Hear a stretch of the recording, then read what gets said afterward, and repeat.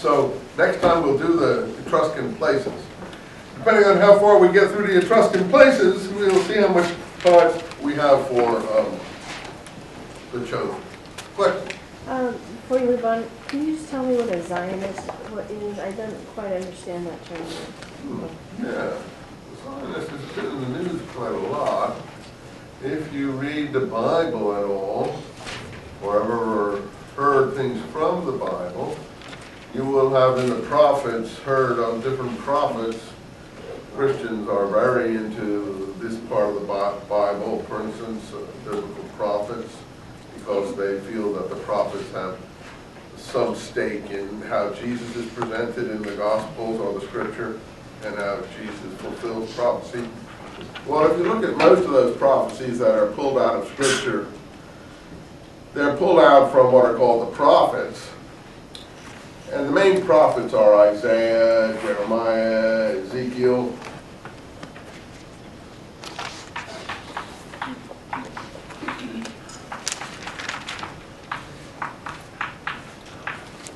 Amos, for instance. These are all pretty original work of Zechariah. I'm thinking of ones that are really... And all these prophets are very Zionistic. They always talk about return of the Jewish people to Zion. In fact, the Mormons have picked that ethic up and call a lot of their locations Zion.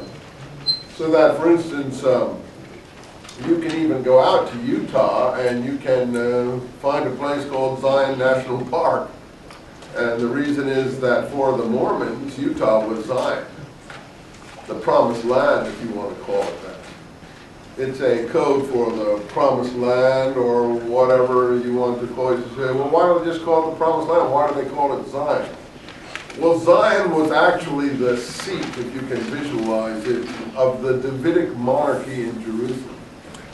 In other words, the monarchy, the David phenomenon, which is of course so important to everyone who thinks about kingship and people who worry about Jesus and so on, even the Mel Gibson's I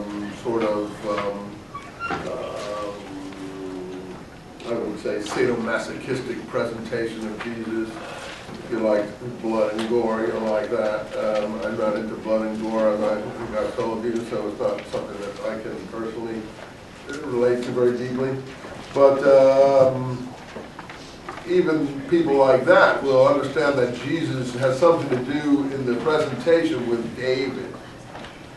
As a son of David, although it's 1,000 years after David, and so it's hard to say how he's a son of David any more than I'm a son of Dante.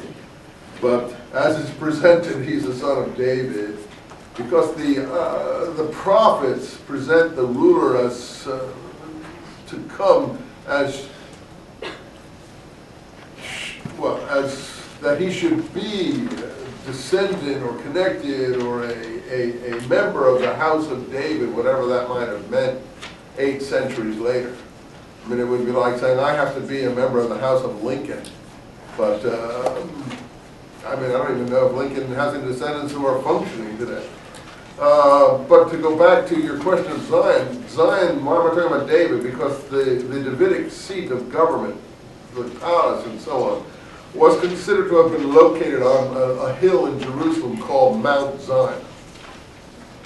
That was the area, it's sort of like saying Beverly Hills for Los Angeles, or rather Hollywood for Los Angeles. Consider Hollywood to be the seat of the Davidic monarchy, and Los Angeles to be the total area. To say you want to return to Hollywood is like saying you want to return to Zion, you see.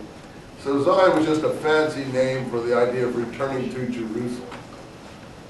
But as now it's because of all the plus and positive and negative commentary and all the hype and non-hype and pro and con and Middle East propaganda for and against and all of the emotion and stuff that has gone into this, and the whole Hitler movement and fascism in Germany and all this sort of thing, and the czarist government fighting socialism back in the last century. Zion, which became used as a term for conspiracy.